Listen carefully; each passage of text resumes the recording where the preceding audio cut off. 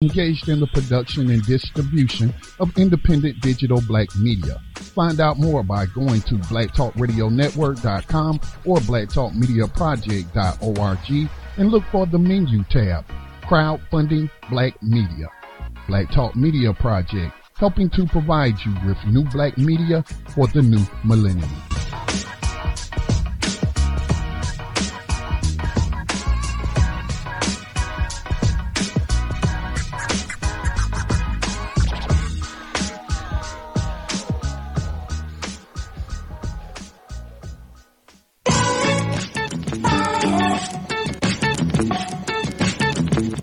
Views and opinions expressed by callers, guests, and hosts do not necessarily reflect those of the Black Talk Radio Network and Black Talk Media Project. Black Talk Radio is new black media for the new millennium.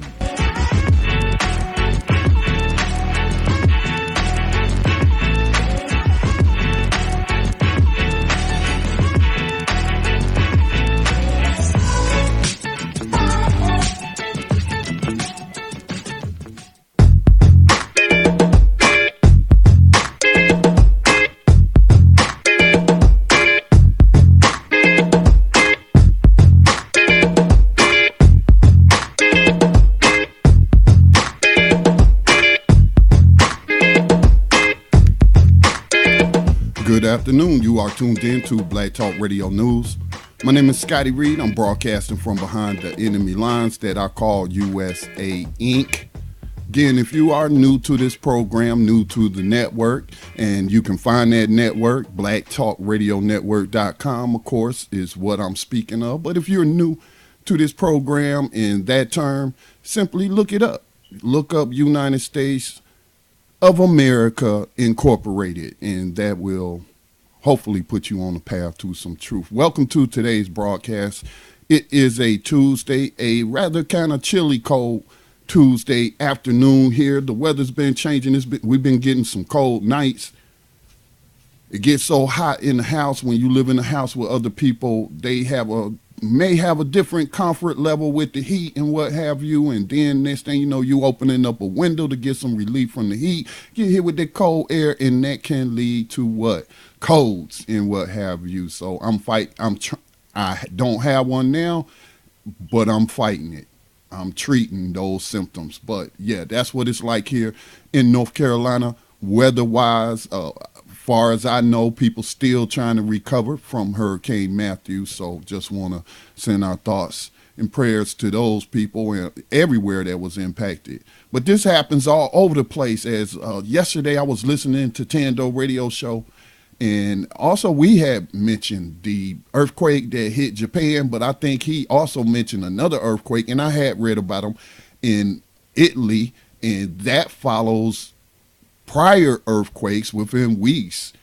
I mean, there's been a lot of earthquakes going on, so there's a lot of people being impacted, whether we want to say that these are man-made events, which many could be, with some of the technology that's reported to be out there. Obviously, the mainstream media is not going to tell you about that technology. These are closely guarded high secrets. You know, you might, if you had hacked into Hillary Clinton's email server, unsecured email server, you might know about some of those things and what have you. So, but again, thoughts and prayers out to all those people all over the planet who have been impacted by what they're calling natural disasters. Lots of casualties. Today is basically just a news day. We want to take a look at the news headlines of the past 24 hours, offer up my analysis. Certainly, listeners are welcome to offer their analysis of the day's news, and also report any breaking news that they may know of that they feel like is international newsworthy.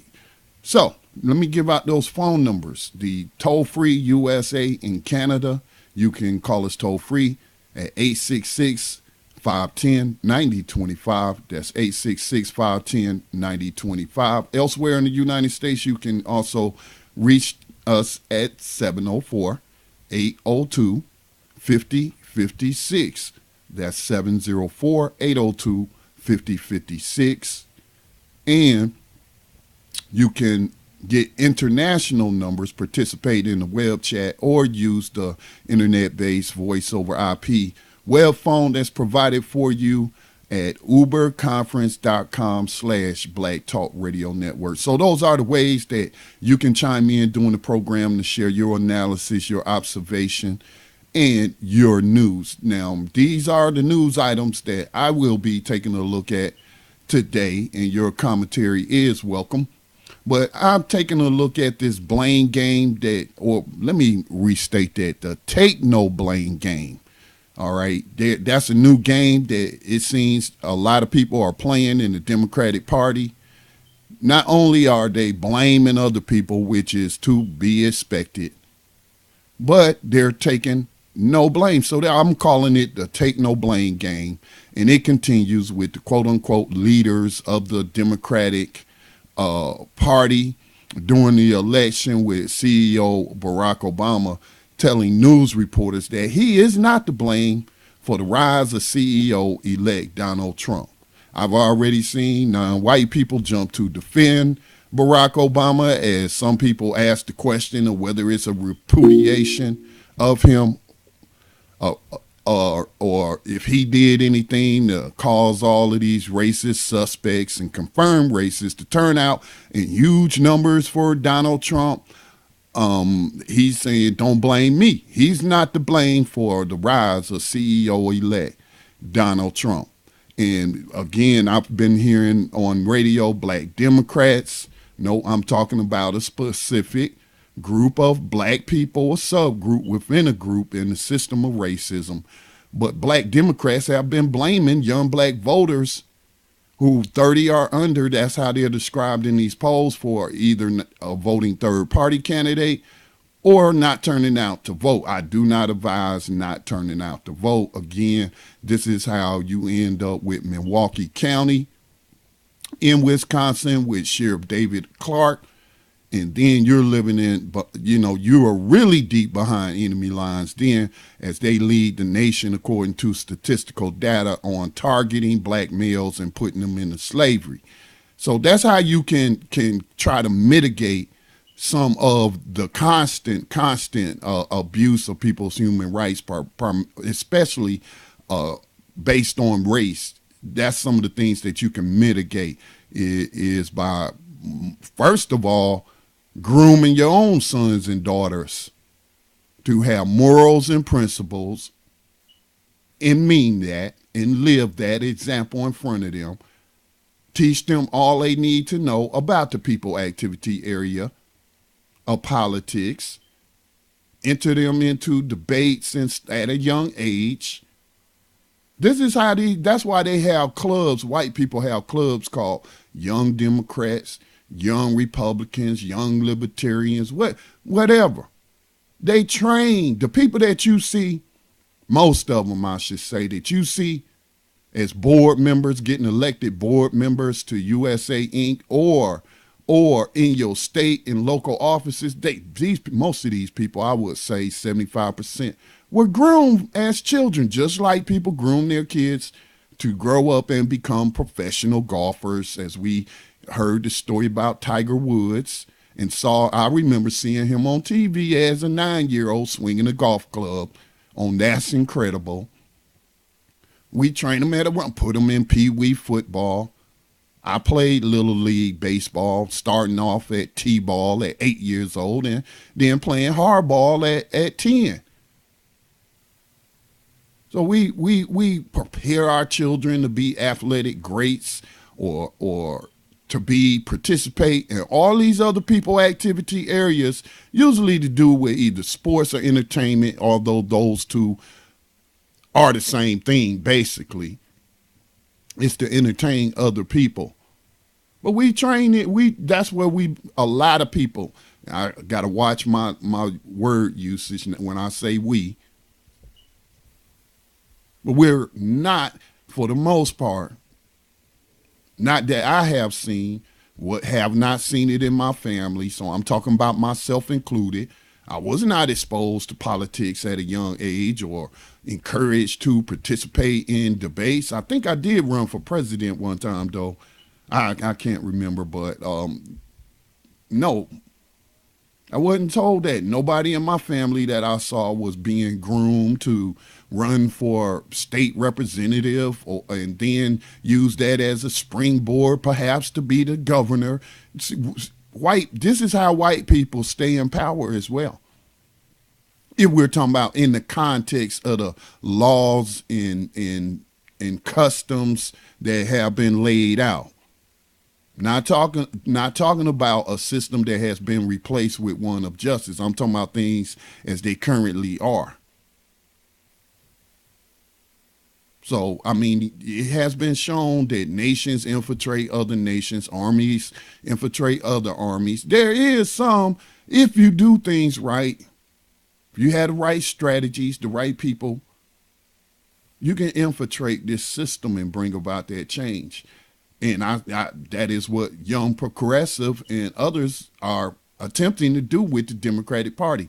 So I'm like really, as a political analyst, enjoying this right now, sitting on the sidelines, watching the civil war that's going on in the Democratic Party, the civil war that's going on in the Republican Party. War is in the air, and it has not been settled. There are power struggles going on behind closed doors, battles for positions and appointments. But again, we are not, for the most part, and I might as well say include white people. Most white people don't train their kids. It's a select few of them. It's usually the slaver class, the ones that got a little bit money. If you trace their roots, you'll find that they inherited property and money that was built on the backs of enslaved persons and what have you. So those are the ones that really train their people. You better believe Barack Obama's life was plotted out for him. Those conversations was had with him. There every once in a while will be a wild card where somebody hasn't been groomed and they say, I want to be a part of the change, and they run. But for the most part, those people go in there and they get corrupted. Because we're talking about a corrupt system. So, but it has just really been disgusting to see the display that Barack Obama has been putting on as CEO of USA Inc. and not taking responsibility. Leaders take responsibility. And I'll talk a little bit about that more. Also, a suspected racist and confirmed butthole of a Chili's manager, the Chili's restaurant chain. He was suspended after serving a black veteran a free meal on Veterans Day and then taking it back. Took it back, man, after a Trump supporter looked like an old cracker, suspected racist. And I say suspected racist because what reason did he have to question whether this veteran qualified to get this free meal from Chili's? Well, because we got to look at the variables, and this veteran was black. So this black veteran, then we got to do with a walker with a Trump sticker on it, an old racist cracker suspect, raising objections, and then this manager gonna take it back. Both of them white. So I want to talk about that. Want to talk about, again, I'm going to keep raising the issue of black people serving in the United States military. I feel like that I can speak honestly on that subject and have more information and more informed views on it, on black people serving in the military, because I have actually been in it 6 years. Spent 6 months in the war zone. So whenever I analyze an issue, my beliefs or my opinions on how black people help the system, the global system, they play a key role in maintaining the global system of racism, subjugation of indigenous people, committing war crimes, and all that kind of stuff. We'll talk about that later in another story. So when I talk about their participation in the bigger picture of things, taking the broader view, I'm talking about my younger self.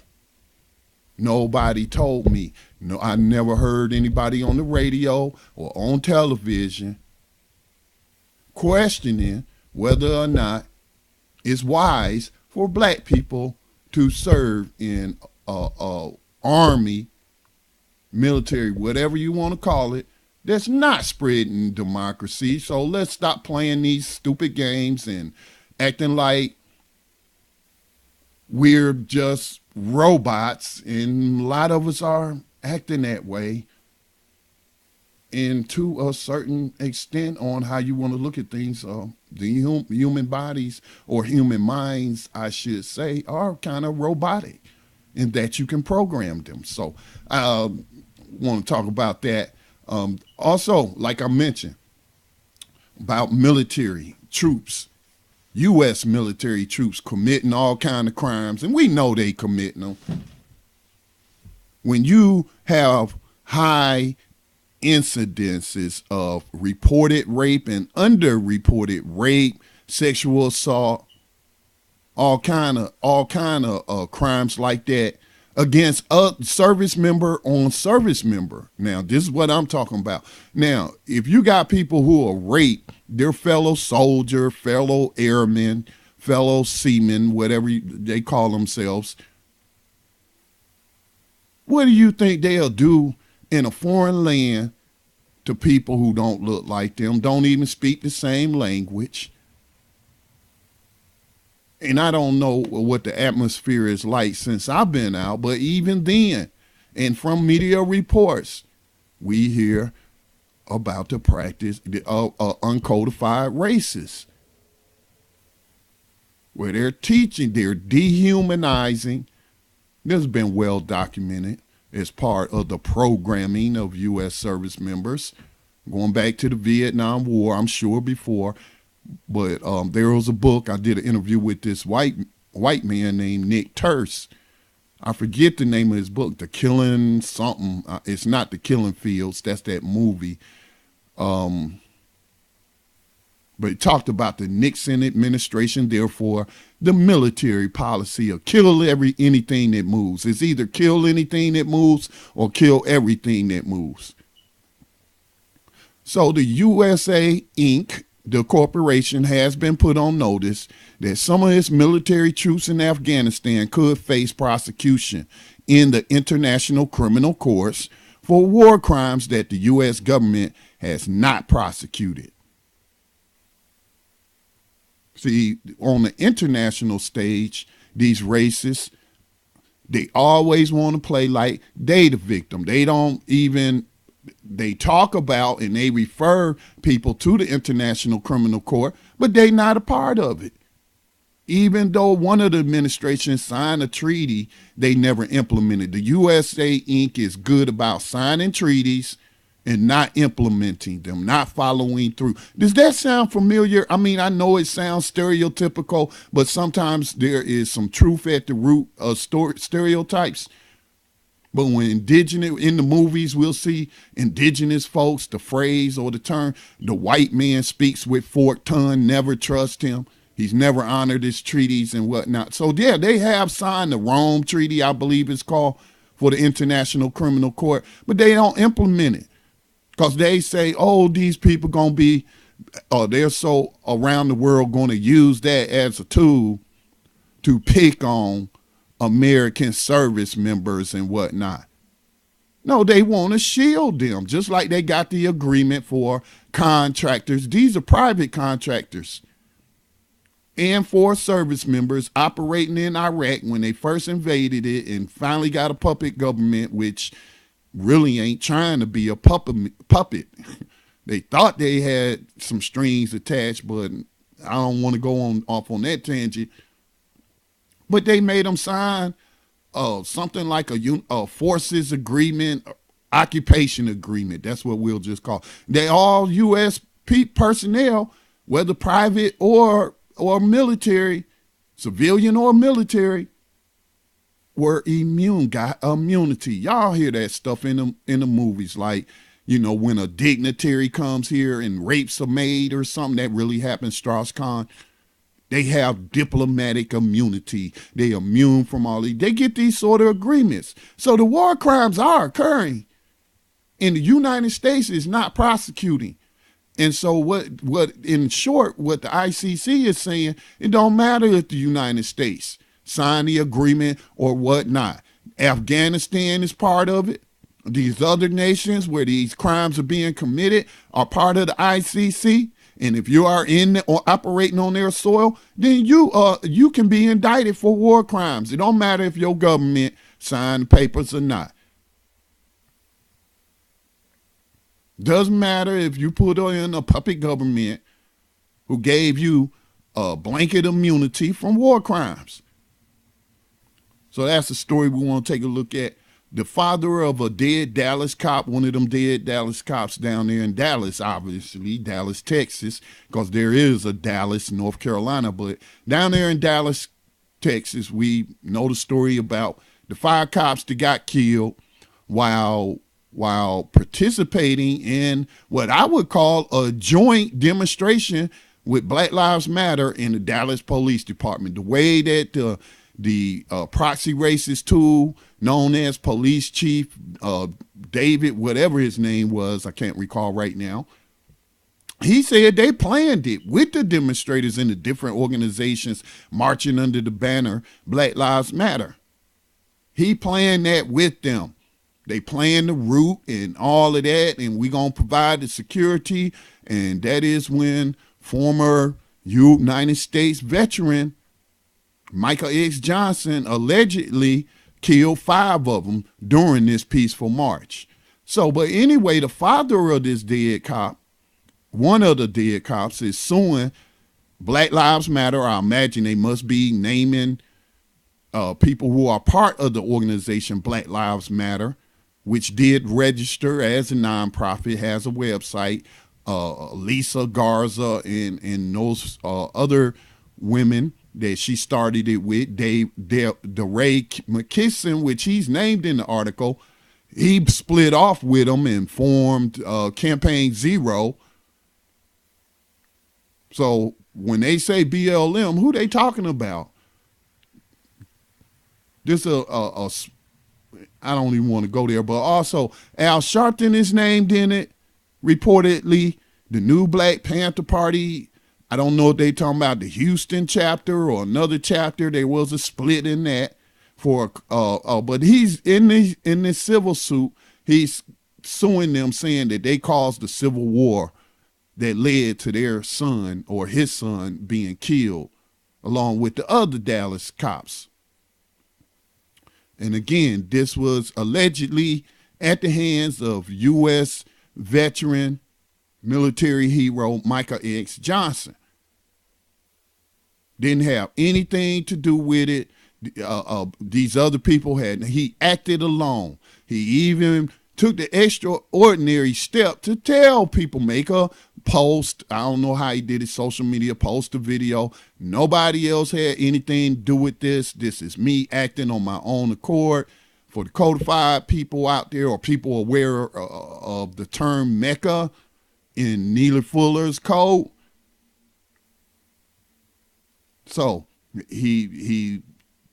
that was his decision on how he was going to counter the system of racism, specifically all of the violence that Black people are dying at the hands of slave catchers in this country. He said, I guess to himself, I did not serve how many tours he served in Afghanistan for some so-called freedom and liberty and spreading democracy, while my people ain't even got it right now. And in fact, slavery is still being practiced. That's me talking now.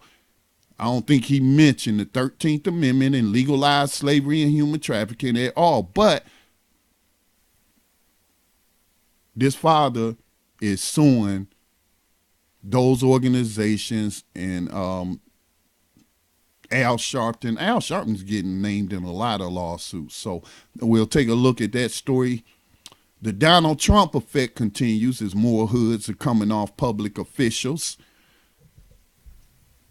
And while it is on fees, or I should say, best practices on the battlefield to view all white people as suspected racists, but at the same time, I also view non-white people the same way, as suspected proxies. So you got to operate on the battlefield till people reveal themselves, and sometimes that takes time. But the Donald Trump effect is where you've had codified public officials, whether they working for corporations, whether they working for in government positions, elected officials, appointed officials, and what have you. But a lot of them have been becoming less and less codified in their language in terms of practicing racism. So now these people that we suspected of being racist crackers are confirming that they are indeed racist. So this latest incident involves a West Virginia official, I'll pull up her name, who called the FLOTUS Michelle Obama a ape in heels. Yes, she did. That she went there. I mean, all during the campaign, we saw racist crackers, not suspects, because I think if you are sharing memes and portraying Michelle Obama or any black person as apes and with the historical, reference all throughout history of that being used to express racist views, if you're doing anything like that, I can pretty much say with certainty that you are racist. Non-racists don't share stuff like that. So you got this West Virginia official, I don't know at this time if she's elected or appointed, what's going on. The media is describing her as an official, but we need to check the article to see the details. But she called Michelle Obama a ape in heels. And I wrote on my profile in BTR community as I was laying out these stories for the show. I wrote, though, but this is going to lead to a lot of victims of racism jumping to rightly defend Michelle Obama in this racist act, just the latest incident of racism involving the Obamas, that we can just certainly say is an act of racism, and now people will defend them and then they get confused and don't look at the bigger picture and also consider the FLOTUS role in the system. She the FLOTUS of the United States. Do you know what that means? She is not one of us.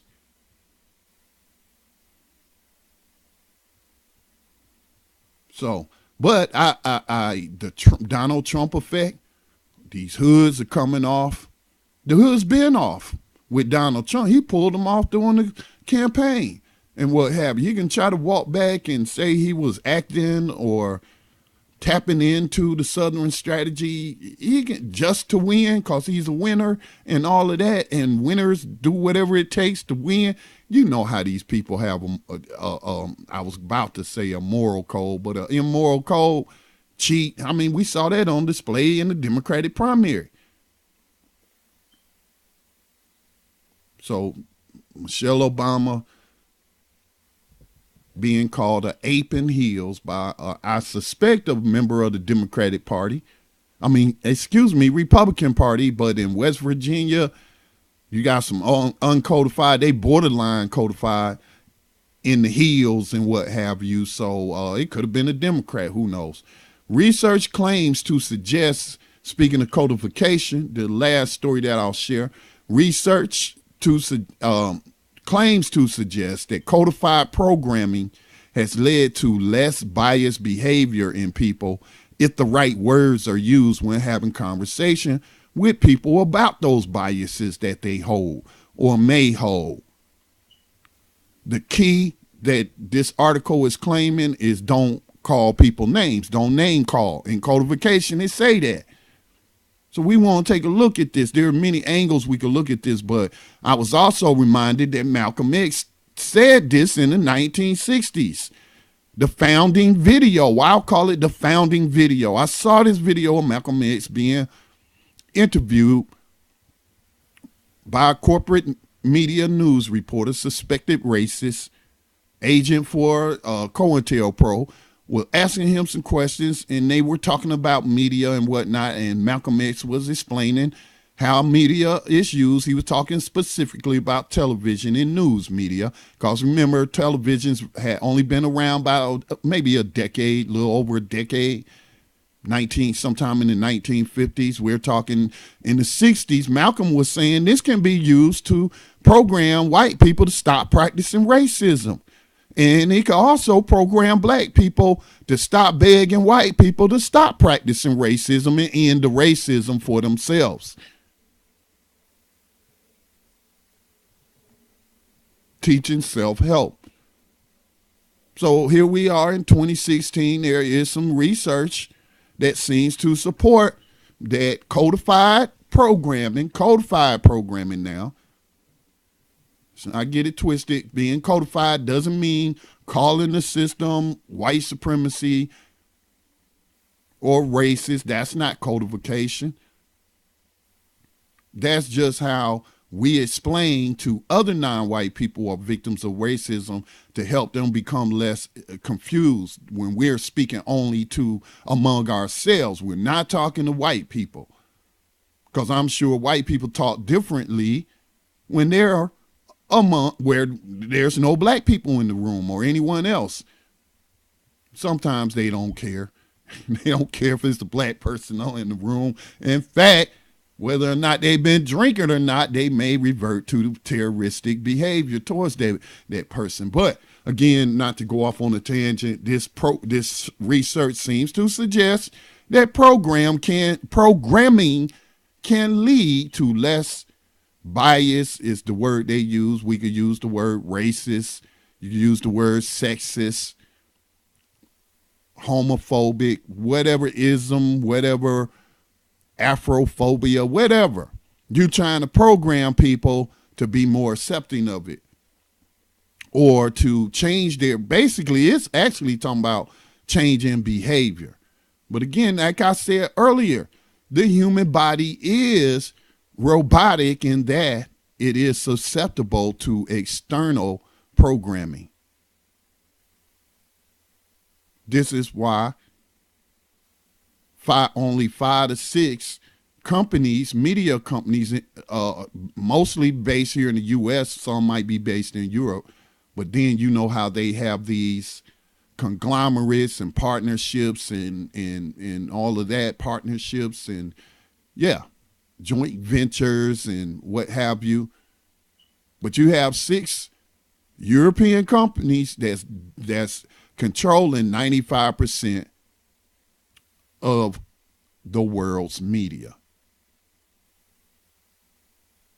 They could be using their vast mass communication network, as Malcolm X pointed out in the 60s, to program white people not to practice racism or any other ism. Let's just say mistreatment of people. That covers everything. When we, I go by the principle, treat others how you would want to be treated. So we have some research. Let's take a look at that research. So I'm going to take a station identification break as I laid out some of the news I want to get deeper into, running up into about 6:15. As we then will get ready to transition the station, the Tando Radio Show, so you have time to get your comments and questions. Please don't wait to the last minute if you have anything that you would like to share. Again, the way that you can get in on the conversation, once I call for open lines, for you to open up your lines, you can call 866-510-9025. That's 866-510-9025. There's 704-802-5056, 704-802-5056. And there is the web-based phone and chat room where you will also have access to some international numbers in about 50 different countries. As I know, a lot of the listeners, people who tune into this station, I believe most of your countries are covered. So those are the ways that you can now connect with the program. As I stated yesterday, we have shut down that other line. I'm sorry I posted that other conference line number. I need to change my HTML script that I got saved when I post programs and remove that number. But so these are the new ways that you can connect with any other programming that you hear on the digital radio station, Black Talk Radio News. So when I come back, we'll jump into some of those news stories. But before I do, what I'm going to do is, I didn't announce this, but I'm going to start doing a segment, spotlight on Black radio, spotlight on Black radio stations and what have you. As y'all know, we run the Black Radio Stations Matter campaign to fund some of our media operations through the Black Talk Media Project, which manages blacktalkradionetwork.com, also leases out audio streams, digital audio streams to independent media producers. And so we're always spotlighting them because you will find in the main media player listings for those stations where you could tune in to them right from Black Talk Radio, or you'll see them in the menu, the main menu with the name of their station or what have you. But I want to start spotlighting some of the media that I come across. And I'm going to start with a Freedman Speaks. I think I mentioned it the other day, so I'm going to jump to another one. Justice Radio Station.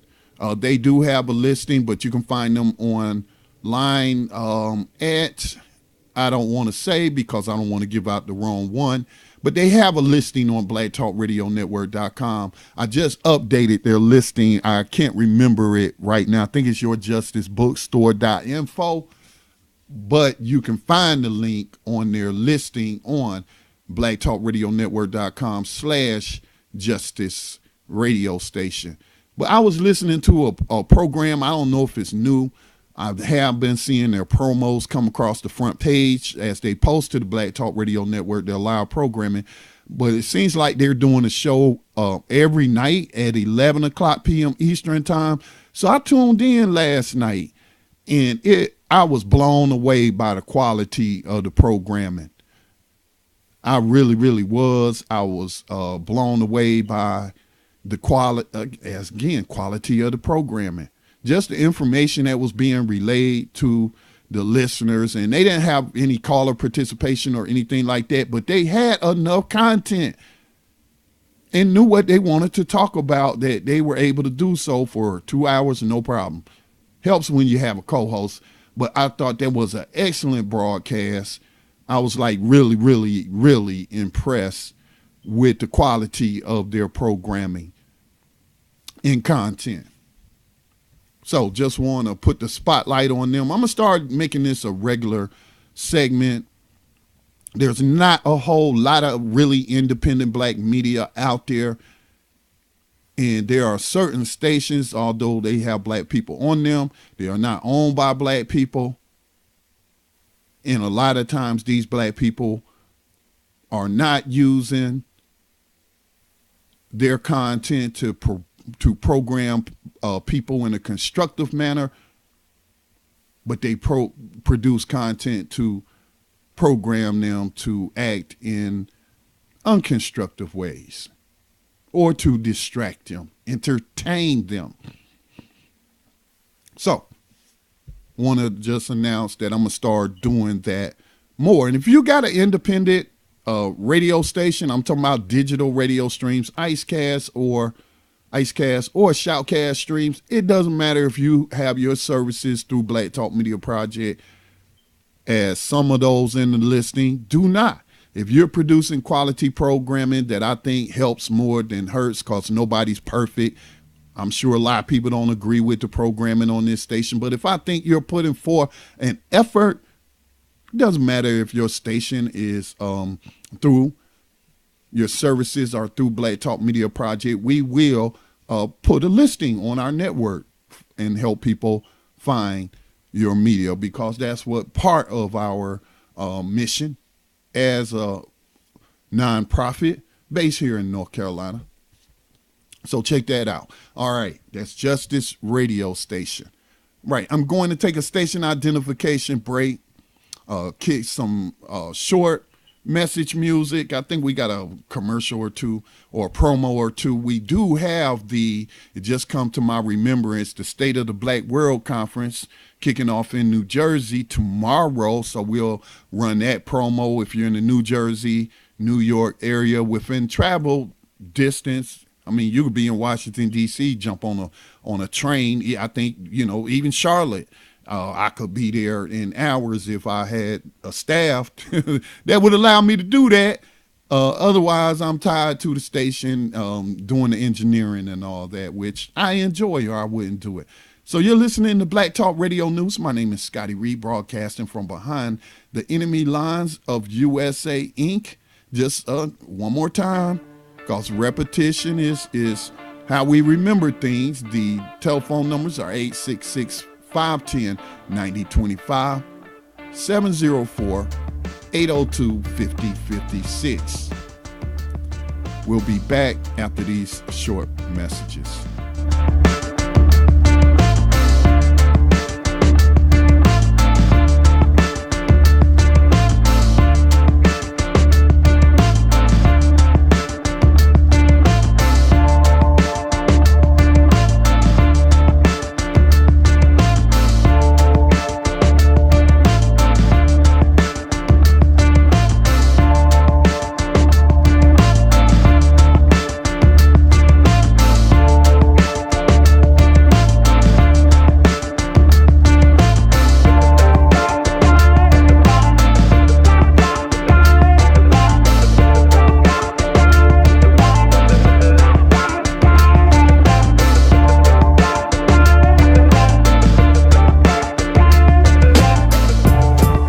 Marcus Mosiah Garvey once said, "The greatest weapon used against the Negro is disorganization."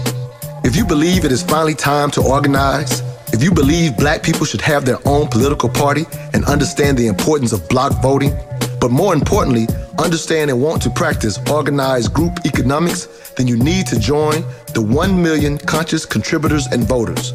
The founders of this organization hold firm to their belief that there are at least 1 million black people, or 2 out of every 100 black persons in this country, who have the best interests of black people collectively foremost in their... The Black Talk Media Project funds the use of new media technology in efforts to restore independent black voices to the myriad of issues affecting Afro-descendant people all over the planet. If media can control the minds of the masses, as Malcolm X once said, then you must ask yourself, who is in control of the media targeting the masses of black people today? Help bring back independence, self-determination, and respect for black culture in the production of global media by joining the effort to crowdfund new black media for the new millennium. Visit blacktalkmediaproject.org for more information on how you can invest in public black radio. What if we didn't let mainstream media pretend hundreds of black leaders don't exist as their way to prevent us from realizing our collective struggle and our strength? Picture it. If we really knew, what would real black unity look like? Visualize it. What if the black world could put aside our differences and come together to not just talk, but to truly create solutions? Converge on Newark, New Jersey for the historic State of the Black World Conference, the interorganizational black unity event of the century. Join us November 16th through 20th, 2016. 5 full days of strategic and tactical collaboration sessions to take back control of our communities and resources worldwide. Don't just wait for someone else to solve our problems. Become a part of the solution. The State of the Black World Convention, November 16th through 20th, 2016, Newark, New Jersey. Register today at www.letsbuyblack365.com/event/SO. On this relief, brothers and sisters, you can see many concepts where they came in, as I said, like scavengers and picked different pieces. On this particular relief, you can see where the Western world through Judaism took a piece of a concept of the creation story from. You can see where the Greek philosophers took a concept of Greek philosophy from, and you can also see where Christianity took a concept, European Christianity took a concept from. So let's break it down.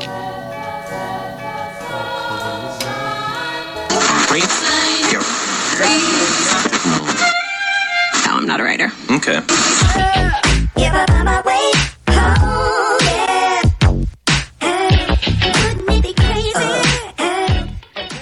Black Talk Radio since 2008, providing new black media for the masses.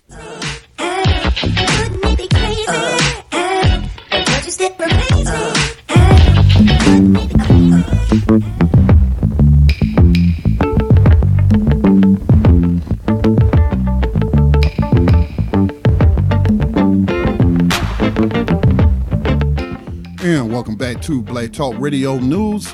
My name is Scotty Reed. Today's date again is November the 15th, 2016. Just a month and a couple of weeks, about 6 weeks left in this year, and we'll be headed into 2017. And on January the 20th, one of the most uncodified racists to ever be selected to become the CEO of USA Inc. will be in the White House. And people have already been making a lot of jokes about his wife. And I was thinking about that last night because of her background coming from Europe as a poor person and using her body and her looks to get into modeling, and we know the things that go behind the scenes in that industry and what have you. We've heard the stories, we've heard the testimonies and whatnot of former models of how these young women can be exploited and, as they say on the street, turned out. And all the photos that she took now as an adult of her being naked, taking centerfold pictures and in provocative poses and what have you.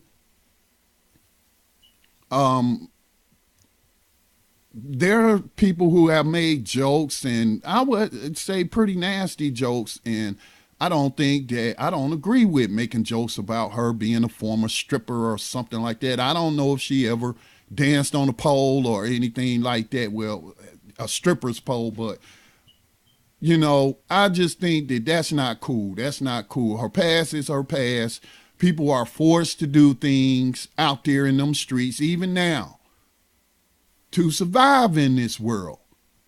And so I can foresee people sharing that type of stuff like they did with President Obama's mama. I heard those photos were doctored. I don't know. But they published them, people putting them out there. I think that stuff is so tacky, so trashy. So don't be that person. Don't share that kind of stuff of this woman. Oh, these pictures from her past to try to shame somebody. They call that like body shaming and what have you. So I don't know why I brought that up, but it was just on my mind. So that's why I brought it up. So I want to jump into this first story though. You got USA Today, Gregory Court, I believe is how you pronounce his name. And Mr. Court says that President, in his headline, again, you can't just read the headlines because they can be misleading, but the headline that the editor chose for this USA Today article says Obama says he's not responsible for Trump's rise to power. And I think it has a video.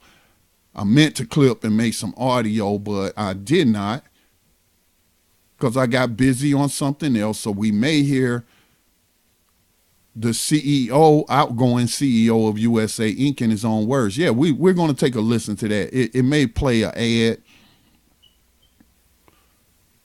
but he's being questioned. Does he take any responsibility in Donald Trump becoming president-elect, CEO-elect, or anything? And based on what the news report, okay, here we go. All right, but based on the news reports, he's saying don't blame me.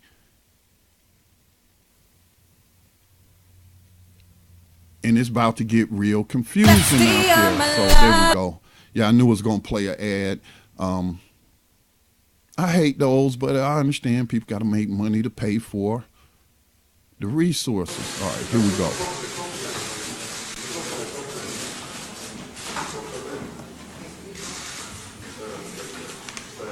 You've seen some of the rhetoric among Republican elected officials and activists and media. Some of it pretty troubling and not necessarily connected to facts, but being used effectively to mobilize people. And obviously, President-elect Trump tapped into that particular strain within the Republican Party and then was able to broaden that enough and get enough votes to win the election. Time will now tell whether the prescriptions that are being offered, whether Brexit or with respect to the U.S. election, ends up actually satisfying those people who've been fearful or angry or concerned. And I think that's going to be an interesting test, because I think I can make a pretty strong argument that the policies we put forward were the right ones, that we've grown faster than just about any advanced economy. The country is indisputably better off, and those folks who voted for the president-elect are better off than they were when I came into office, for the most part. The lesson I draw, and I think people can draw a lot of lessons, but maybe one that cuts across countries, is we have to deal with issues like inequality. We have to deal with issues of economic dislocation. We have to deal with people's fears that their children won't do as well as they have. The more aggressively and effectively we deal with those issues, the less those fears may channel themselves into counterproductive approaches that pit people against each other. Okay, what I heard there was a bunch of buckets of words, as Justice would say on the radio station. The context of white supremacy, buckets and buckets of words. Give me just a moment. Let me stop this because I want to read some of this article. It's not cool in the web development industry to be having articles ads start up automatically, and that leads to your page. People having problems loading your page. That's a quick professional tip to the webmasters over there at USA Today. But let me get back to what we just heard. So basically, President Obama is playing the take no blame game. This is what he said. He said to Matt Lauer on NBC's corporate media plantation, he said, talk to me if he wins, referring to Donald Trump. Then we'll have a conversation about how responsible I feel about it. Now, I don't know the context and what question Matt Lauer asked CEO Obama to elicit that response right there, but he has not really given a cogent response to Donald Trump winning. And just using the same talking points we hear from Democrats who do nothing to address racism other than with words. He talked about his policies, and the policies we laid out were good policies, and those policies can't be the reason that people are angry and at the Democrats or my presidency or my leadership and no, that's not the reason. And saying Donald Trump did tap into some racism out there. He did. That's an undisputable truth. But you can't just simply blame it all on that. Maybe that's what put him over the tipping point, but you also have to consider those protest votes where people voted for Donald Trump as a protest vote against Hillary Clinton to do damage to the Democratic Party, which is having a civil war right now.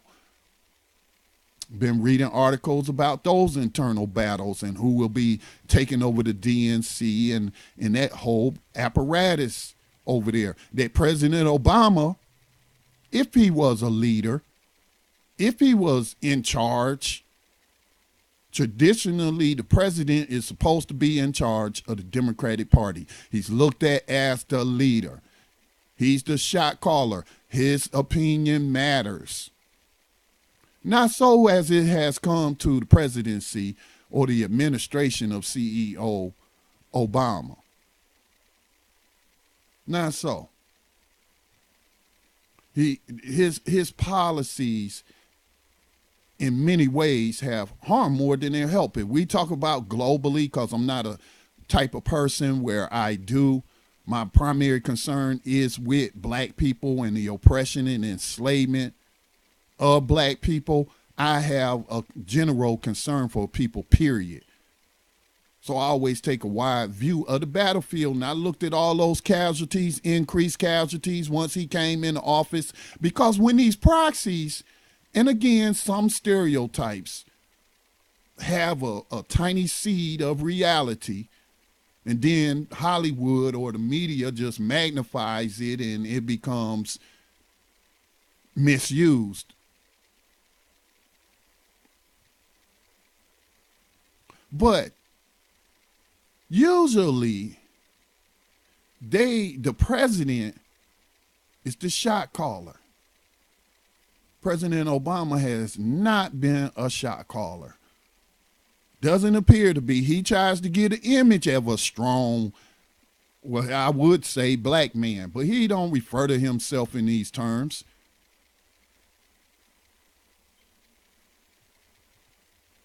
He doesn't, man.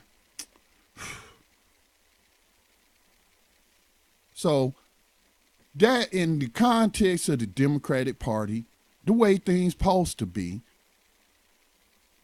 now you can make excuses and say, well, he's black and he's of lower intelligence of the Clintons, who are white, European, Arkansas crackers.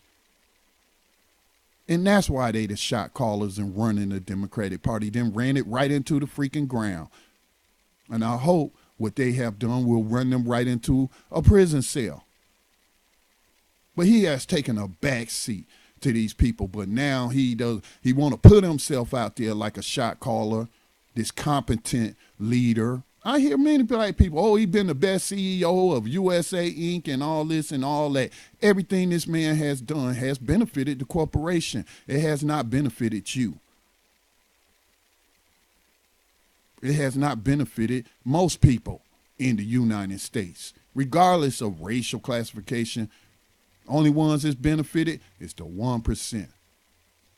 The bankers who nearly brought down the global economy, who he gave blanket immunity to, and then handed big fat failed checks on some rhetoric about they too big to fail. All these people would have been out of jobs and blah, blah, blah, blah, blah, blah. So that's the excuse, right? So if I'm running a criminal syndicate and I'm employing, let's say I got 200 people I'm employing through my drug, my street drug, pharmaceutical business and whatnot. And I'm employing all these people. So when I get arrested for running this criminal network, brought up on RICO charges and all that, are you going to talk about I'm too big to fail, that all these people would lose their jobs or whatnot? What if I got kingpin status and I'm employing tens of thousands of people who are saving the U.S. government money because they not on welfare, because they making a lot of money off of the drugs that you have prohibited, thus creating the street market. Thank you very much. So we're saving you money. Do you think that they destroy criminal organizations or give them a pass because they employ lots of people? Well, they do give certain ones that. And that's mostly been bankers. Now, let's get outside of the mortgage fraud, and that's what we should call it. They want to call it mortgage swaps, credit swaps, whatever. I'm familiar with some of those terms, but what it boils down to is fraud on a massive scale, on a scale so massive, it put the global U.S. controlled economy on his knees. And Barack Obama they give him credit for coming in and saving it. So that's what he did. So he not taking responsibility for the election of Trump in that he supposed to have some pull or some sway in the Democratic Party. So why didn't he say anything when it was coming out through WikiLeaks emails that the Democratic Party's operatives, Clinton campaign, was cheating during the primary, which is supposed to be, for lack of a better term, a fair process? Here we got these emails. We get these people resigning. What does Barack Obama show leadership and say that Hillary Clinton should withdraw based on these emails and these other people should step down? Did he show leadership? No, he ain't say a word. He sat on the sidelines like the water boy. Bring me in when y'all need me. When y'all need some water, bring me in. You need a towel to wipe the sweat off your brow? I'm your guy. I don't understand why black men and women look at this man like he's some kind of role model. He has displayed nothing but weakness, even in the proxy role.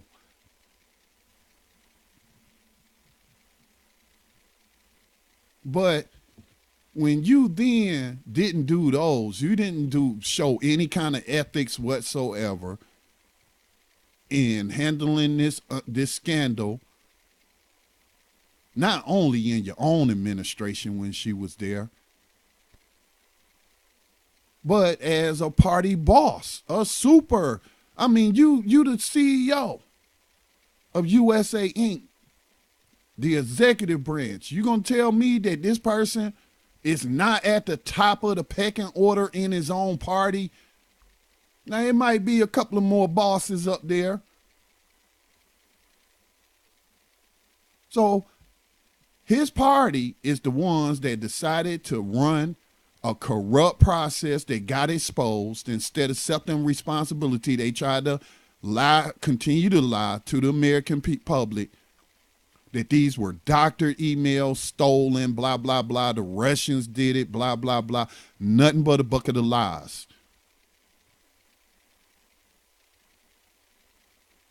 Yet this man and his wife went out there campaigning for this woman who caused all this damage in his own administration, but then you get behind the conspiracy to cheat Senator Bernie Sanders out the nomination and everybody else that ran talk about entitlements. It's Hillary's turn. She's entitled to this. I thought the whole women's movement was about I can earn my way to anything I attain, and I don't want to be treated differently. I want to be treated equally. Then what entitles her to that nomination? Again, cause we're talking about a criminal, corrupt organization that was run as a crime syndicate. We ain't talking about no above board political organization, and he was part of that conspiracy. And even though all of this is coming out in the WikiLeaks, and enough people are getting a hold of the information and saying, you know what? President Obama, Michelle Obama, any of these other proxies that the Clinton crime syndicate sends out here on the trail, I don't care. They are not going to persuade me to direct any energy, any money, and any votes their way. So Barack Obama, as CEO of USA Inc., as one of the bosses, apparently not the big boss of the Democratic Party, he raised a lot of money for but you know, wants to blame everybody but himself. I thought we were supposed to take responsibility for our mistakes. I thought that's what leadership was about. When we make bad judgments, when we make bad calls, that we be humble and we say, you know what? I made a mistake. I cannot in good confidence come out here on the trail knowing all that I know about the unethical way the process was being run by the DNC. I cannot in good conscience and faith endorse Hillary Clinton because of the way she wrecked my State Department, where a lot of people might be going to jail, including myself.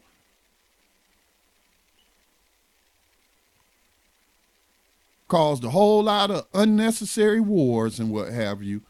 No, I cannot recommend her, so I'm going to tell you I'd rather you vote for whoever except for the obvious criminals. So this is crazy. We cannot keep making excuses for this type of behavior of black people being showcased in this system. I'll just ask some questions. Does Barack Obama have free will? Does he have, in fact, his own mind? I don't see no bolts coming out his temples or no funny looking marks on the back of his neck in any photos to suggest he under some kind of mind control or whatnot, but who knows? But does he have free will? Is he intelligent? Is he capable of making his own life decisions? If the answer to any of those are yes, then I don't find any rooms to make excuses. Not even in the context of the system, because he is part of the system. He a cog in the system. So it looked like we got a call from Oklahoma City that wants to chime in. Let me tell the other callers on the board again, we're just using this conference line now. The telephone number is 866-510-9025. That again is 866-510-9025. You can also reach us at uberconference.com/Black Talk Radio Network. If you are on the board, if you want to unmute yourself, hit **. When I see you are unmuted, I'll call you out as I just called out. Oklahoma City, do you have something that you would like to share with the listeners? You may have yourself muted. Okay. Mayor. Yeah, yes, we can hear you now. It's Mayo, right? All right, brother. Yes, sir. I was watching this. I got an echo going on. Can you hear that echo? Actually, no, I don't hear it on this end. Let me try this. I'm gonna mute you and unmute you. Sometimes that'll clear it up. Okay, go ahead, sir. Okay, can you hear me? Yes, sir. Yeah, it went away. Okay. I was just chiming in on this. I'm watching the news. That's why I didn't hear you call on me about this. Will Rogers at the airport. Apparently, it's the airport employee shot somebody and killed them, and they got the whole airport locked down. And you know, I'm watching this. It's like a big show. It's like, you know, like a movie. And I'm thinking, like, in the next 6 to 8 months, how different this airport is gonna be. I don't know if you understand what I'm saying, but like, I mean, it's like giving them reasons to ramp it up. You're talking about, while I heard, excuse me for interrupting, while I've heard people like Alex Jones and others talk about the coming police state. There's been a police state for 500 or more years on this continent for non-white people. So what are you talking about, the coming police state? But you're talking about increased security, checkpoints, all that kind of like stuff. The Hegelian dialectic, create the problem, and and I bet you it's going to get bad, because I'm thinking about, and Oklahoma is a big proponent of, I mean, this is one of the reddest states in the country, man. And, you know, these people back Trump, like, he got like 75% of the vote out here in this state. So, we got some stuff coming, and they say that they're gonna the governor, what is Mary Fallon, the governor? She was rated the worst governor in the country, and she might be like Secretary of State or something. I think he about to bring her up. This is crazy, man. I'm just watching everything, brother. I'm just analyzing it, but I bet you that airport situation is going to change. You ain't going to be able to breeze through there as easy as you could last week. Yeah, I suspect it. I suspect it will. But I don't know what to say, man. I mean, really, sometimes I think these are false flags. Sometimes I do think that individuals carry out these acts out of frustration, and that's the only way they know how to strike back as the system, by attacking civilians and what have you. And so I don't know, man, but the system will take advantage of it, whether they the cause of it or not. Yeah, I'm wondering if it was staged myself, because it's like they're saying now it's two employees. Both of them work for the same airline, and one guy killed him, and they looking for him, and they can't find him in the airport. How you can't find somebody in the airport? You know, there's cameras on every angle of an airport. The FAA is going to make sure of that. And it's just this big mystery, and it's just I don't know. I don't feel right about it. I think it's a plan, but that's all I wanted to let you know about, brother. Thank you for taking my call, man, and I love you, brother. Peace. All right, peace. One love always. Okay. Thank you for sharing that breaking news. But yeah, they always take advantage of these things. The things to be watching right now is things like who will be appointed to Homeland Security Chief, who will become the next FBI director. Will Comey stay in there? Who will become the next U.S. Attorney General, who will get appointed to be the Drug Enforcement Agency head. I mean, we have all these different agencies and positions that people, I just don't think, know how much impacts their everyday lives and what we see in the headlines. Looks like we got a call from New Jersey wants to chime in. New Jersey, go right ahead. The mic's yours. Can you hear me? Yes, ma'am. Right. Okay, Jersey girl in the house. I will be in the house at the State of the World Black Conference that is happening starting tomorrow, November 16th, and I will have my black, the T-shirt that you sent. All right. Pulling that around. What I want to say, basically, I'm kind of like two-folded. I know you just mentioned something about Trump's wife, and I got to tell you, Mr. Reed and all these, I'm kind of a little relishing in the fact that they're showing her pictures, because they have done so much damage to Michelle Obama, talking about her big behind and all these things. I mean, this woman is a very intelligent woman, Miss Obama, and I know that the former first ladies are rolling in their grave. They never talked about her. And I know had it been Michelle Obama, she ever had new photos or anything like that, it would have been terrible. So, I mean, as a woman, I'm kind of relishing the fact, because this woman, like I said, this whole Trump thing to me is just taken aback. But I am not giving any kudos to his wife. I know, like you said, she came from humble beginnings and stuff like that, but they never brung this out about her. I mean, they always talk about first ladies being a certain way, and it's just. Did I come off like I'm sorry? I'm asking a question. Did I come off like I was giving her kudos? I hope I wasn't doing that. I wouldn't say you came off, but no, you didn't. No, you was just saying that you felt that it wasn't fair for them to be. Appropriate would be a better word. I wouldn't say fair, but appropriate. That's not a behavior that I would want my children seeing me sharing pictures of his naked wife on Facebook or something like that. I'm just thinking about not being like they are and being. Well, what?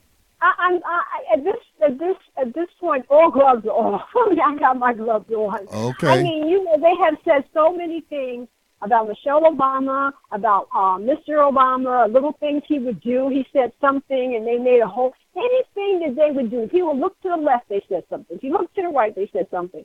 This man has broken all rules imaginable unto the presidency of the United States. I mean, look at his cabinet. People who don't have experience. I remember the first election. They talked about, how Mr. Obama don't have what do they call it? National security experience. That's why they got Biden in there, because he would add to his cabinet. They're not talking anything about who has experience in these people's cabinet. So, as I look at it and as we go through this election, Mr. Reed, as far as qualifications are concerned, no one can say anything about qualifications after this election. We have dumbed down the presidency of the United States. The world is laughing at us. Again, let me just say, I'm not naive about white supremacy. We can have a white suspect as being the president, but not someone as buffoon as he. He looks to me like a piece of trash. I mean, he has no style, do you really, once upon a time, we always said, one day, I want my son to grow up as president, especially Caucasians. They always say they want their son to be president. How could you model after a Donald Trump? I could see, why don't you put someone who's more presidential in office, who may be a white suspect? Let me ask you a question. Let me ask you a question. Are you aware that, can you hear me? Because it seemed like my voice is... Perfectly fine, sir. Okay, all right. I see. Sometimes the board is lagging behind. I had these audio meters and it wasn't registering. But I've heard not Malcolm X, but Martin Luther King talk about strategy of the civil rights movement, those demonstrations where they were stressing nonviolence. And the backstory to the reason they were stressing nonviolence is, again, as I talked about earlier in the program, The Power of Media, Malcolm X talking about it. Television had just been around in the 50s when the civil rights movement really started, in the 50s. And so Martin Luther King recognized the power of propaganda, and he wanted images of these uncodified, vicious, barbaric, racist, attacking black children, policemen in uniforms, and all that, the establishment. He wanted those images to go out over the world. You can probably do a search and you'll find that. So let's look. So in that regard, why would we want anybody else other than Donald Trump in there? Because he provides tremendous propaganda value to counter racists, to people who are trying to fight against what he represents. And instead of falling into this, I'm trying to stay codified here, falling into this dream like we are really part of this corporation, like this corporation is legit. Like it was less racist because a black person was in there, because you had a black family in the White House. It was not any less racist. And so they use pricey racist tools like that, the system does, to give the appearance. That's why Mr. Fuller came up with his term, racial showcasing. And what have you, the system showcasing these people to make it think that we made it and what have you, while millions of other black people. So I want people to know the truth around the world about what this corporation represents. And he's a perfect face, the perfect You're brand. Right about that. You are. He's the perfect right. brand. Yeah, that's a good perspective to look at it. That's true. I mean, that's very true. It's just that, we have been brought up here that, our president's supposed to be presidential and whatever. And you're right. He's not a cause case one. He's very openly about what he thinks and what he does, and he does it. I'm just saying that, the the bar has been lowered so much, Mr. Reed, right now, that they can never say about experience. I mean, a comedian can run for president next time. It doesn't matter. I'm just being so honest, because he was nothing more than a reality show producer. He plays the game extremely well, because people are just coming up to me and saying, "Are you shocked? Did he really win?" And a lot of people are shocked. But I mean, if you look at the statistics show that 53% of white women voted for him, 64% of white males. So when I come outside and I see this, I say, hey, it's alive. It's alive and very, very well. And you're right. I mean, from your perspective, you're right. Why not have someone in the White House that really shows what America's about and not hiding it? That's a very, very, very, very good point. Yeah, I think that's less dangerous than a white woman in there showcasing black people while killing black people and non-white people globally. That's true. And one of the other things I'm pretty I've been just pondering is the fact that a lot of people like outsiders. I would say outsiders. Let me not say that. People who always say that black people are lazy. They've been here for so long and they're not doing anything. And I always tell them that we've been fighting for a long time because of racism, and they say, "Oh, there's not really racism. That's just your mind." So I'm happy to know that now they understand that racism doesn't exist. I mean, we're here where we're at because of all the fighting and everything we've done, and they just got here, so they haven't lived in. Now they're living to see that racism does exist. So one of the things I'm happy about that is they always would tell us, "Oh, you black people don't work, y'all don't want to do nothing. I come over here with nothing, and I get this and I get that, and it's no really racism." And now they're really starting to see that there is racism. And then a lot of my friends were saying, like, they're upset because, and I have this pet peeve too, is that they're asking more for bilinguals.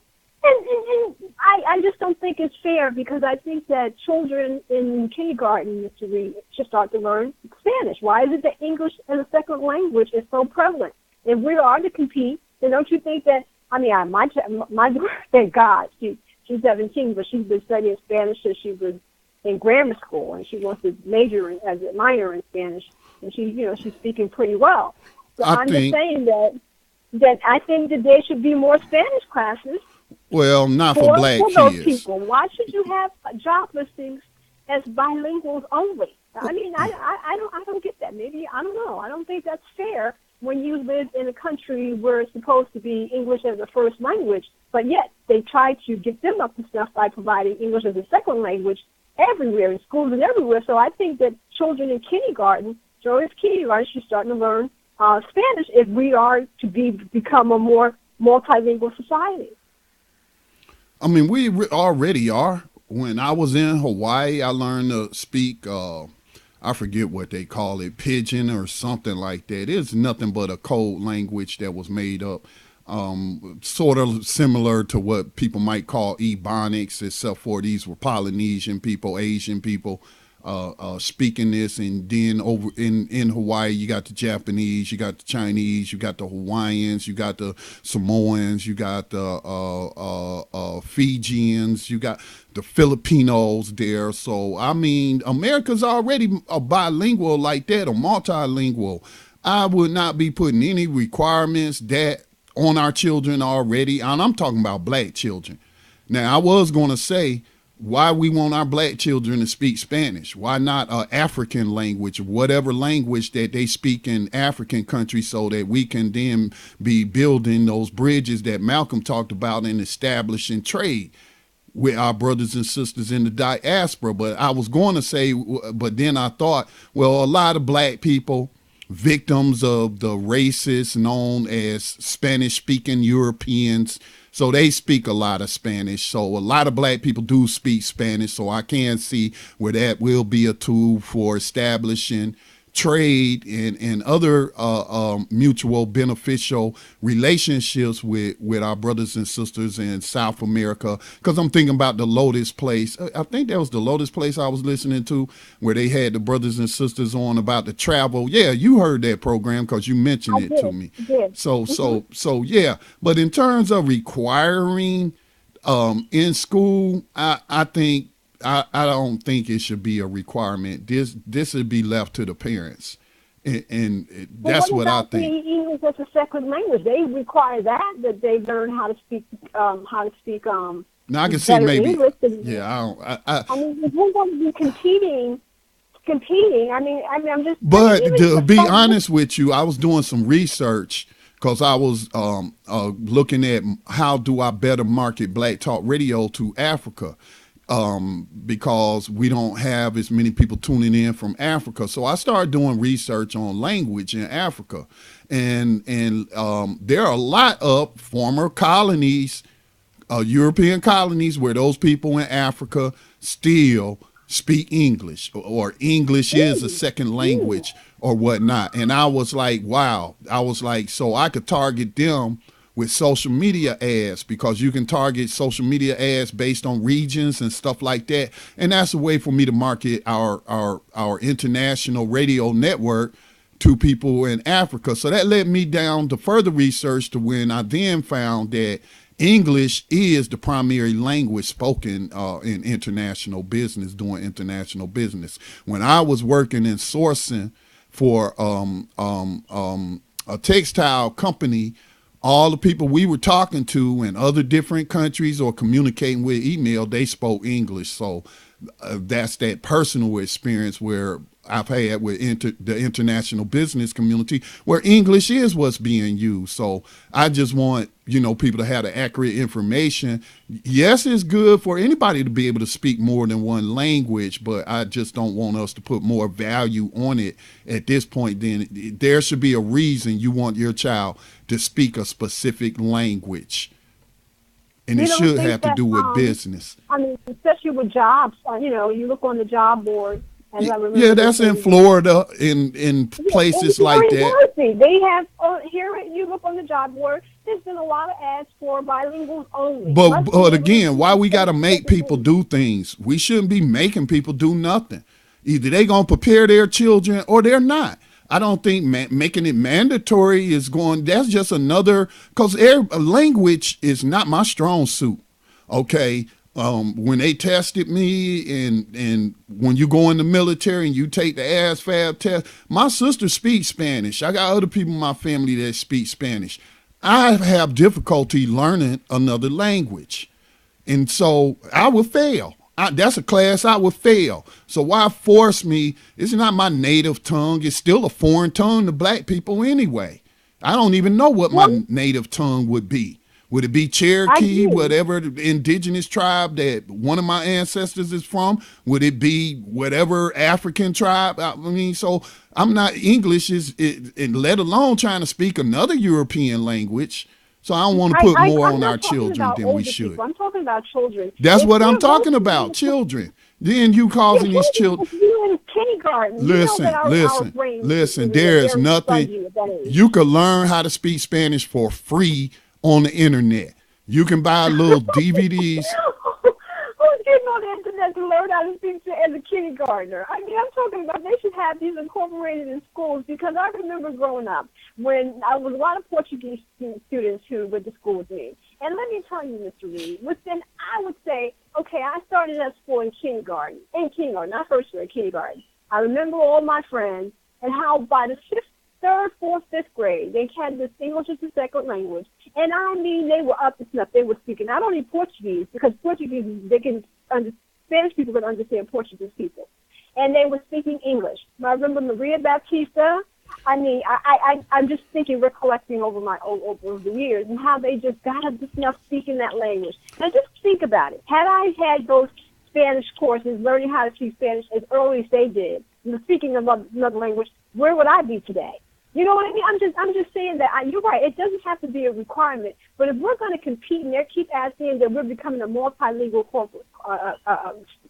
country, I'm just saying that it is important that we get our children up to stuff if they're learning English, because they have the bilinguals in their home. Their parents speak English. We are struggling. Surrounded by that. We're not, because if you have two English-speaking people in the household, you're going to be speaking English to them.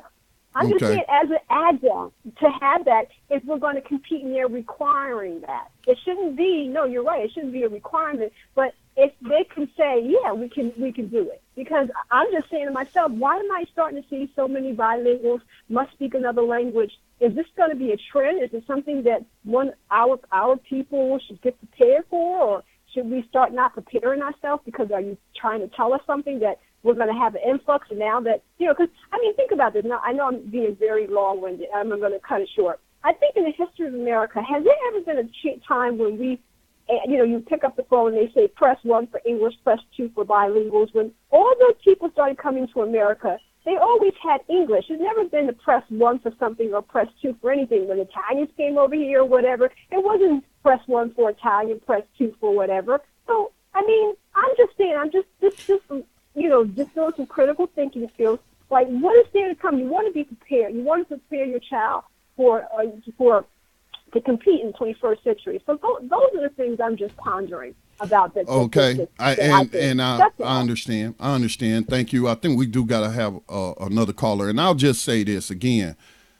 I'll point you to the barbershop episode. He said something that made so much sense about why a lot of black people. He was talking about black people, and that's what we're talking about. Our people. He was like, why they don't know laws, why they don't know the Constitution, why they don't know this, that, and the other. Some of the topics that we made or information that's being relayed even on this station or whatnot. But like he said, most of our people is trying to survive in this system. And they ain't got time to be studying Spanish or studying this or that when they are worried about if they're going to have a full meal tomorrow. And it's like that for a lot of people. And we got people, children, struggling to even read English in this country. So while those who can, and there is nothing stopping an individual from having their children speak Spanish or whatever language, because you never know. Why Spanish? Why not Chinese? Since they are the emerging global market, seem like you would. I'm looking at it from my experience that you're going to be going to China more. So if you want to impress your business contacts or whatnot, then you want those knowing Spanish ain't going to help you in China. So again, these are skills that don't hurt to have. But when we're talking about survival situation or what have you here behind these enemy lines, I don't think whether we speak Spanish or not, or any other language, when our oppressor is speaking English, we need to understand what he's saying and what have you. In terms of me, I communicate with people even that they don't speak English. You know how? Because the internet has what's called translators, and they can translate. I can take their text and copy it to a translator, and they'll translate it to English. I have talked to people like that in France and with black people in France and other places. So technology is taking care of that as well. But we do got a caller, 423. Did you want to chime in with a question or comment? How you doing tonight, Scotty? I'm doing okay. So I'm surviving. I had a few things, but to speak to what the young lady was speaking about, that it's a specific reason for that Spanish being the number 2 or maybe the number 1 language. First of all, every time we get to a point, when I say we, I mean us as a black community, we get to a point to where we getting ready to break through that wall or that glass ceiling or what have you. We always, it's some type of detriment, whether it's an attack on us as a group, on the big families, famous black people, whatever it may be, we're always sent back to the bottom of the barrel. And a couple weeks ago, I'm not sure if I stated this on Tando. I'm pretty sure it was on Tando, but I was talking about the emergence of the Hispanics and how they let all of those immigrants in from Spain or any other Spanish-speaking country, and it's all meant to push us further down the totem pole. Every time, whether it was the Asians, they put them above us, and now the Hispanics, which makes us the fourth in the racial prospects, being white people first, Asians second, and now Hispanics third.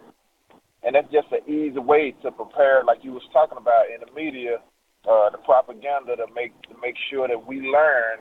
They put these subliminal messages out there so that we will know that that's what's getting ready to happen. They're preparing us to not even try to fight, to just go ahead on and submit to this Spanish-speaking language and just feel like, well, at least if we can do this, then. And that's a point that we've been in for a long time.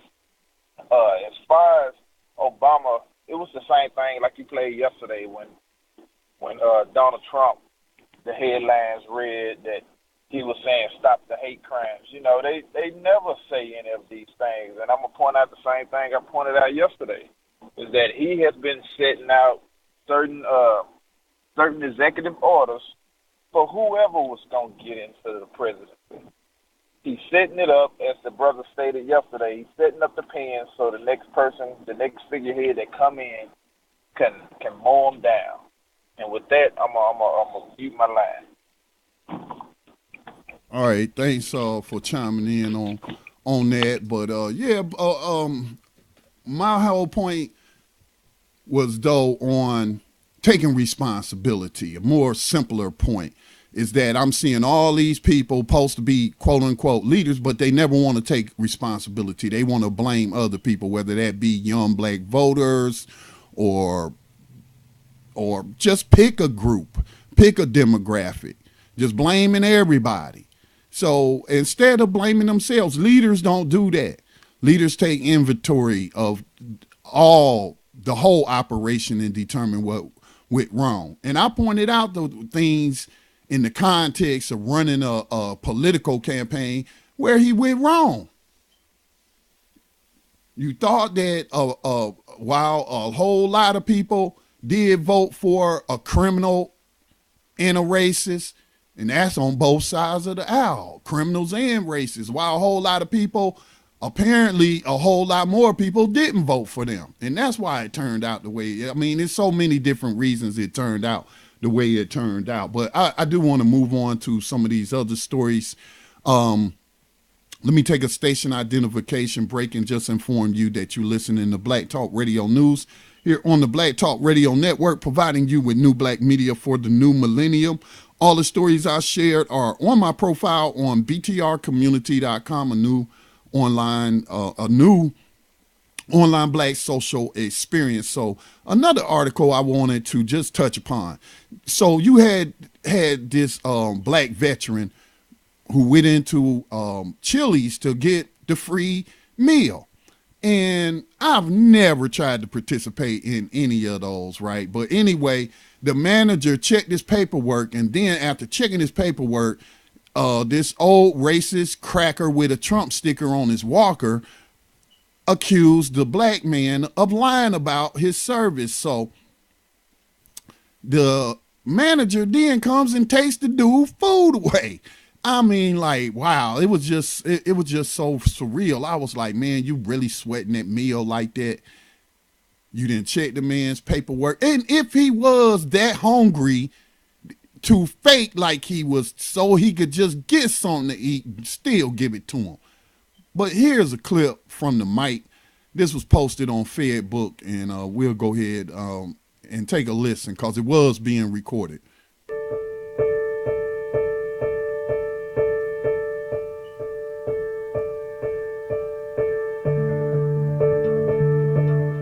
Now you question my military service and you question my service dog.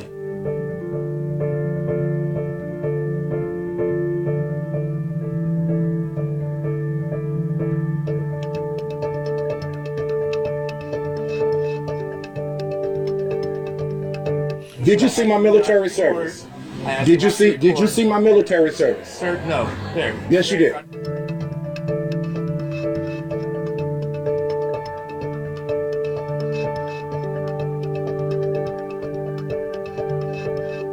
All right, it's just showing a bunch of words. That doesn't translate well into audio. But Chili's later issued an apology for this. The man had apparently got the meal to go, the veteran to go. Showed them his papers and all of that. I guess showed another employee. And he's even saying that you looked at him. So I think he talking about his DD 214, if I remember correctly. Mine is on file at the courthouse. I have a copy here, but I don't walk around with it in my wallet. I don't go running on Veterans Day to Chili's or anywhere else to try to get a free meal and use that veteran status. But I just thought, just Trump again pulling the hoods off of these racist crackers down here or wherever they may be. And so, but I really had a different thought than other people reacting to the obvious racism, but I've never accepted the butter biscuits from these restaurants. I'm not going to go through the trouble of producing my papers like my DD 214 just so I could get a free meal. If I was homeless, maybe. And if I'm not homeless, I'm not hungry, and I just decided I was going to do something nice for somebody, I'll go find a homeless person and let them have my free meal. Now, I have expressed regret over my military service in the past, but I did learn some things.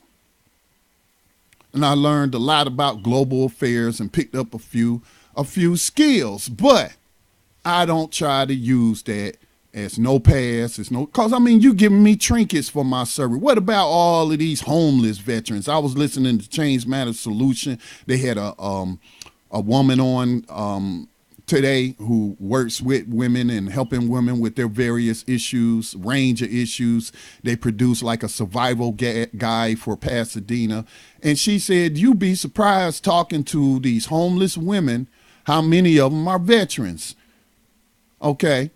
We've all heard the stories about the poor health care at the veterans hospitals and all of this and all of that. So I just never, I know I don't want your butter biscuits and all of that, because that you don't really care about people who served in the military. You really don't, or it wouldn't be so many of them killing themselves every day because y'all want to keep practicing slavery and keeping cannabis illegal so they can't use that to treat their PTSD, despite all the scientific evidence that shows that it works and helps them with their depression and all of this trauma that they have experienced, as well as pain and what have you. I mean, all kind of scientific research. So and then I did research that shows that at least 1 million of America's 2.5 million people that's in and out of jails at any time here, or prisons in the United States, over half of them, well, little under half of them, just about 50% of them are veterans. Why are there so many veterans in slavery in the United States? If people really so wanting to thank them for their service and all this and that. But see, I'm not that. I came to the realization that, well, I went in there knowing my service was for myself. So I can get this GI Bill that I heard about, that I can get money, thousands of dollars for college. That's why I'm going in. Plus, I don't want to be one of these guys in one of these little cotton mill towns.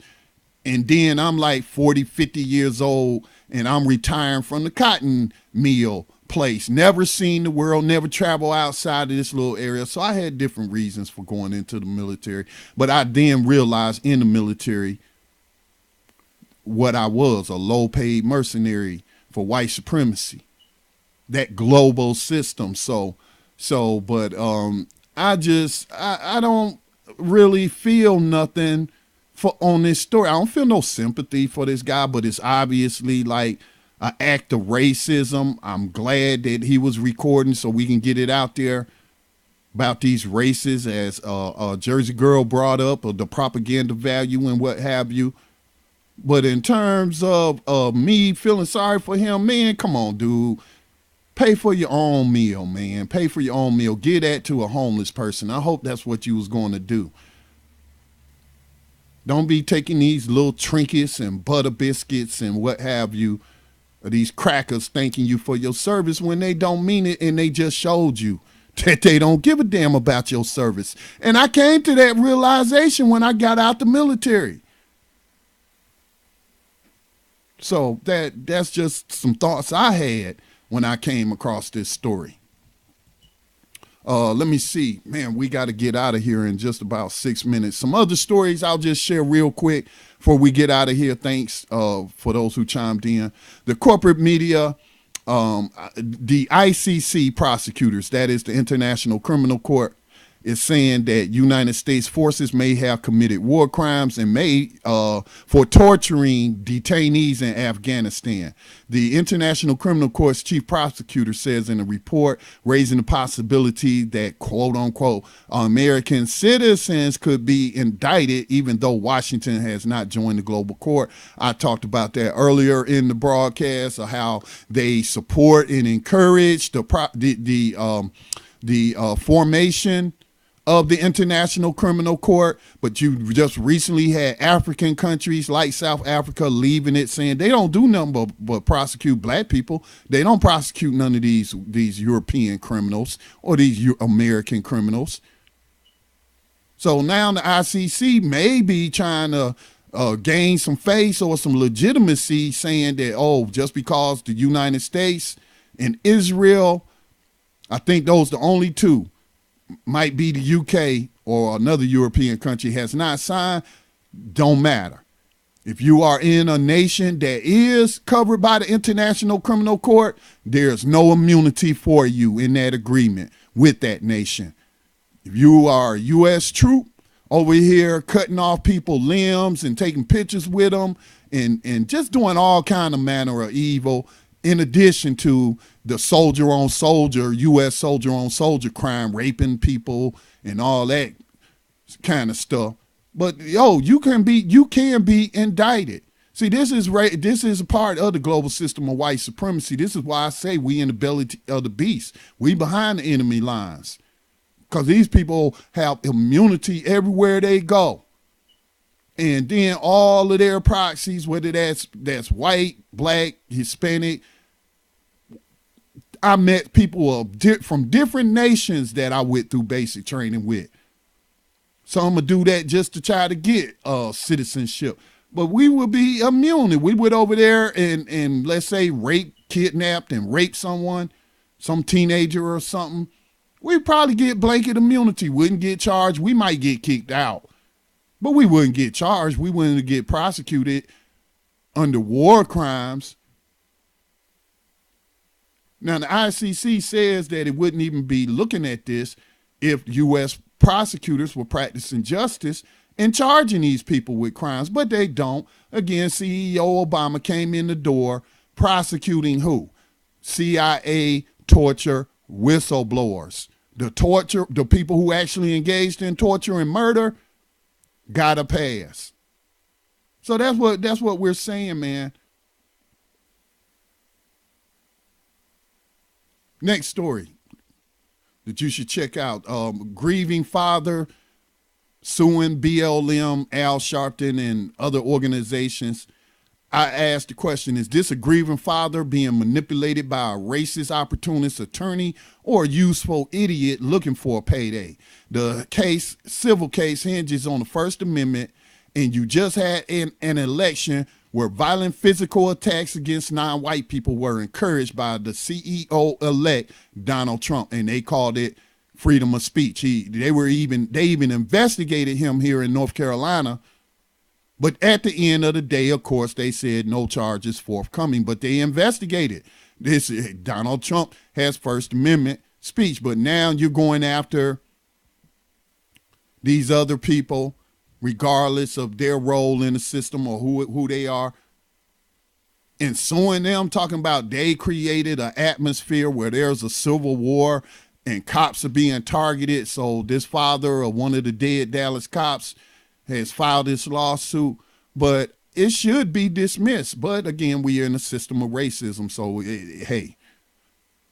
But listen, on the flip side of that, how come nobody sued Sheriff David Clark for the things he said? He said in the paper, in a major paper, the Capitol Hill, I talked about it this week, called for an attack on Black Lives Matter, specifically said if these people come to your town and have a demonstration, push them out. In his Hill op-ed piece, he said they're scum and need to be eradicated, that there's a civil war. I think he got emotional after the killing. This came out right after the killing of those 5 Dallas slave catchers. So he called an open war. So then we could say then that who's the latest victim to get killed by one of these police slave catchers? We could say that we sue David Clark and say he responsible for the language that he used in telling people to kill us and to kill activists and to kill Al Sharpton and all these other people. So anyway, because this is a racist system, a racist society, and more than likely the judge is going to be a racist white male, as I think something upwards of 92% of judges are, very good chance you will have an all-white jury, maybe with a couple of proxy racist Americans on it. And they're going to be sympathetic to this cracker. And they're going to award him millions of dollars, even though this is protected speech, according to what these crackers say and what the Supreme Court has said. But I thought that was interesting. Also, West Virginia official pulled off her own KKK hood, took to social media to call First Lady Michelle Obama an ape in heels. Very uncodified, which seems to be a side effect of the Trump selection. There are lots of codified and semi-codified racist crackers becoming completely uncodified, and that's a good thing. Pull them hoods off. Show us who you really are, so that the misguided masses won't be lulled to sleep about some American dream. Now, of course, the masses of black people are rightly pointing out this is an act of racism from a person working in the system towards another person working in the system. But this is why proxy racist tools are most effective weapon in maintaining the system of racism. I expect this woman, this official in West Virginia, to be reprimanded.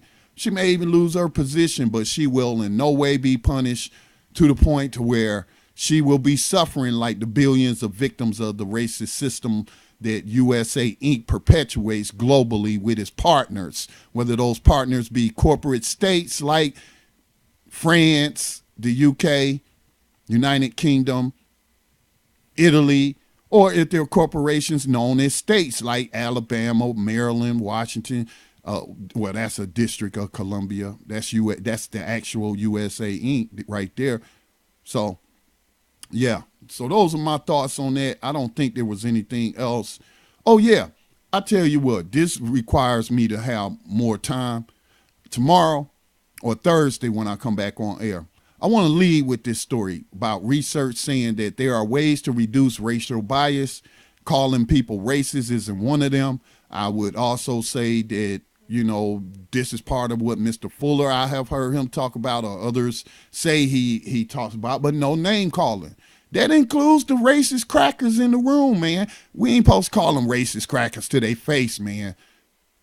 He's talked about, if you want to derail the conversation and you trying to bring about justice, the first thing to do to derail that is mention the R word.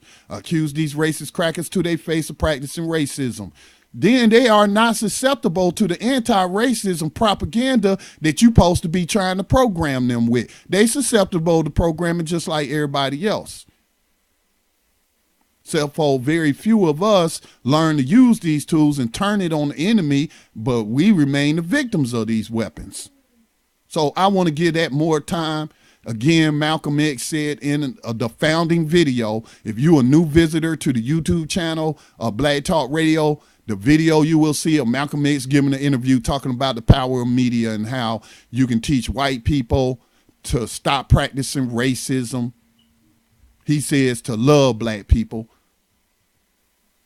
But racism is hate. Hate is racism. So if he's talking about love, he's talking about white people not practicing racism against black people. He said the media could be used that. He said y'all did it during World War II. You had the American public hating the Russians the Germans and the Japanese.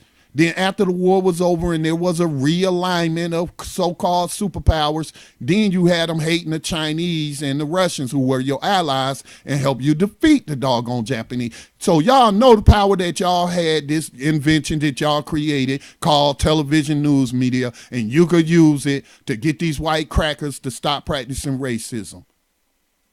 You can also teach black people to stop being confused by the racist system, because you will start producing racist programming that victimizes them and leads them to rely on the very system to solve this problem instead of taking the initiatives themselves. So this is research, 40, 50 years later, that's going to confirm the power of media and propaganda. Remember, media comes in many forms. So we'll take a look at that tomorrow.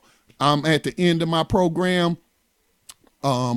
Thank you all for tuning in. Thank you all for calling in and participating. Tando Radio Show is coming up at 6 o'clock p.m. Eastern Time, so keep it locked right here on Black Talk Radio Network, the digital radio station providing you with new black media for the new millennium. If you would like to become one of our media partners, make a donation. You can go to blacktalkradionetwork.com or blacktalkmediaproject.org. Make a donation of any amount. Join the BTR community, btrcommunity.com. You are therefore then a media partner. You are providing resources for us to expand and continue our propaganda operations, that we do not try to lie to people and say that we are not. We are trying to control minds for the good and not for the evil. So thank you to all those who have supported our propaganda operations over the years. With that said, recognize the fact you live behind the enemy lines of USA Inc. Slavery is the supreme law of the land. Don't believe me? Read the 13th Amendment. Okay? And when you come to that recognition that slavery was never abolished, then racism will make more sense to you. You will then see how they use racism in a historical context to legalize slavery to black people only. That is what is going on. Slavery is the root. Racism is a symptom of that system that wants to target black people and subjugate them. And on a global scale, all non-white people. This system is not going to end itself. Can't reform it. We have to abolish it. We have to abolish slavery. Peace and blessings to all. Be safe out there.